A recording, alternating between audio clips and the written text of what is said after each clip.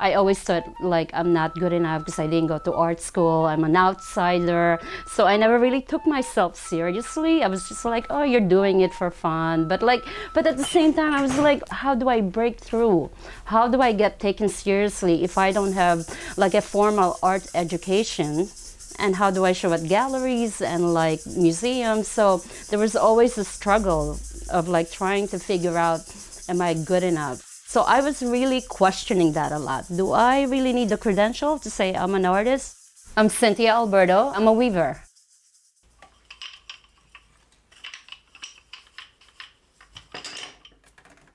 I grew up in the Philippines. As a child, I was always the shy child, but at the same time, like very curious. I think we painted a lot because like my parents were in America, so they would send boxes and boxes of like crayons and coloring books. I remember as a child, there was a lot of mending and repairing, and we don't throw things away.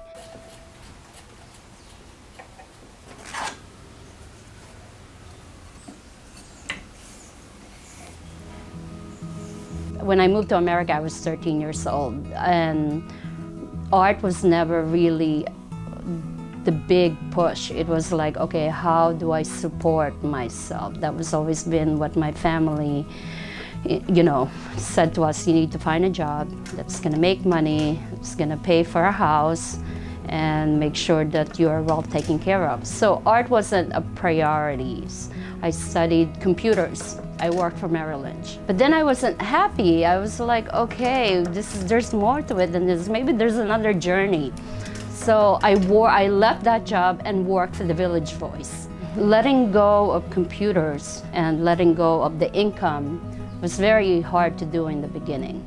So I decided, okay, let me go back to school. So I went to FIT and I studied textile surface design because I figured, okay, again, I'm going back to the thing. If anything happens, I have to support myself, be able to make money and really make sure that we can eat. I have children now.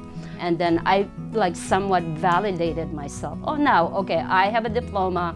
I can say I can take myself seriously. So that's always been the struggle. And then I said, well, I think it's time to open a weaving studio now. And I didn't know how, I had no idea. I just kind of like, again, intuitively, organically, it kind of grew where it is right now, where Weaving Hand is. Yeah, let's take this one. Okay, well, we're gonna do one last one. Gail has been working with you with this for a while now, right?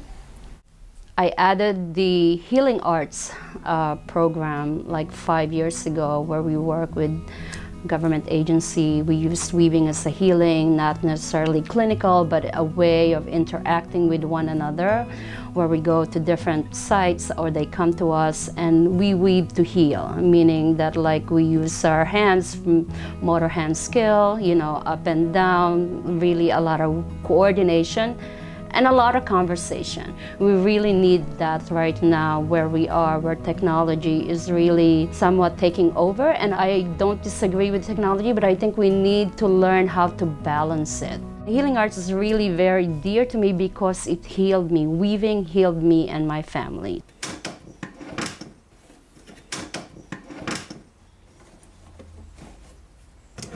The zero waste weaving started about 5 years ago. I started working with Tara St. James.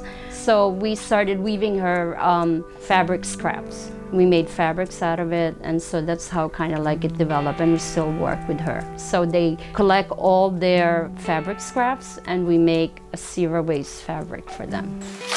Yeah, and then you're gonna lay it on top of that one. Okay. Let me see. Now you got the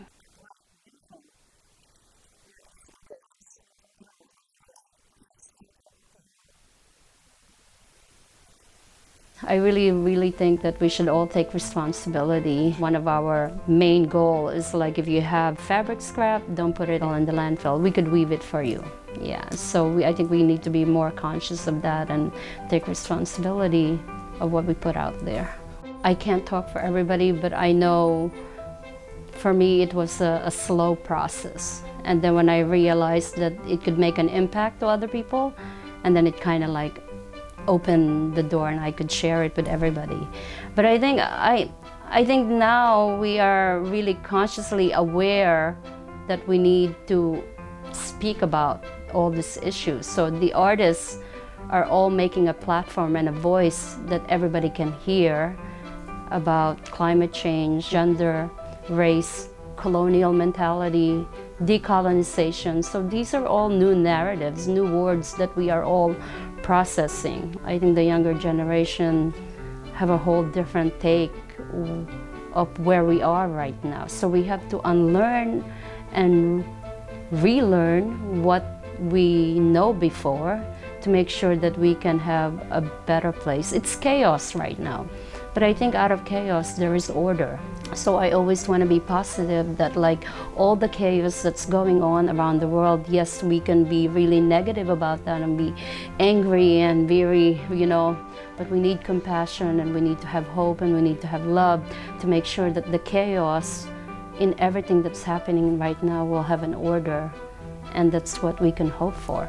That's what I can hope for.